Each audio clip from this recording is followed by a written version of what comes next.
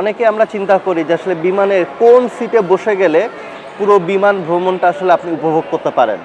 সেক্ষেত্রে কয়েকটা যদি আপনি জাস্ট কি বলবো যে ট্রিক যদি আপনি অবলম্বন করেন তাহলে আপনার বিমান ভ্রমণটা হয়ে উঠতে পারে সত্যি অসাধারণ।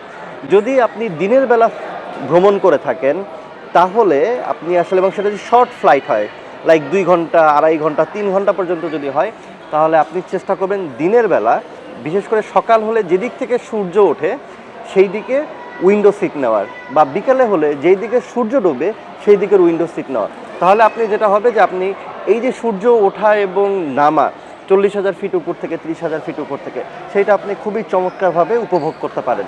কিন্তু আপনি যদি লং ডিস্টেন্সে যান, আপনার ফ্লাইট যদি 15 ঘন্টা, 16 ঘন্টা, 9 ঘন্টা বা 6 ঘন্টার বেশি যদি হয়, তাহলে আসলে কী করা উচিত? এবং ফ্লাইট যদি হয় রাতের বেলা, তাহলে কি করবেন?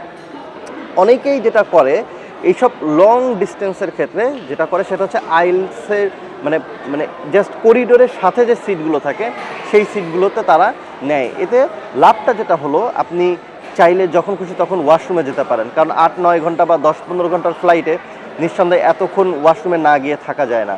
তো সেক্ষেত্রে লং ডিস্টেন্স ফ্লাইটের ক্ষেত্রে অবশ্যই আইলসের ধারে যদি আপনি সিটগুলো নেন তাহলে আপনি খুব নির্বিঘ্নে আসলে জার্নি করতে পারবেন, অন্যকে কষ্ট না দিয়ে।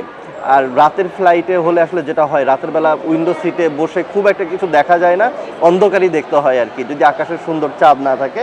আলটিমেটলি দেখা যায়, আমি অনেক সময় এটা উপভোগ করি রাতের বেলা, রাতের চাঁদ যদি সুযোগ হয়। আর ভোরবেলাতে অবশ্য যদি আপনি রাতের ফ্লাইটে আপনি ভ্রমণ করছেন, কিন্তু ভোরবেলা যদি আপনার ততক্ষণ পর্যন্ত যদি বিমান চলে, সেক্ষেত্রে সূর্যোদয় কিন্তু আপনি জানালার পাশে থাকলে দেখতে পারেন।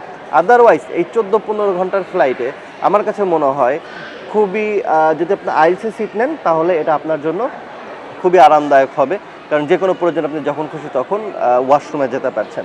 আচ্ছা, এবার আসি যে সিট আপনি আসলে কখন কিভাবে নেবেন। মূলত প্রত্যেকটা এয়ারলাইন্সে কিন্তু 24 ঘন্টা আগে অনলাইনে তারা চেক ইন করার সুযোগ দেয়। তো অনলাইনে আপনি গিয়ে আপনি আপনার পিএনআর বা আপনার ই টিকিট নাম্বার দিয়ে আপনি লগ ইন করবেন, লগ ইন করে আপনি আপনার সিটগুলো রিজার্ভ করে নেবেন 24 ঘন্টা আগে। চেষ্টা করবেন ফ্লাইটের জাস্ট 24 ঘন্টা আগে, কারণ অনেকে আছেন এখন তারা আগে অনলাইনে গিয়ে চেক ইন করে এবং ভালো ভালো সিটগুলো নিয়ে নেয়।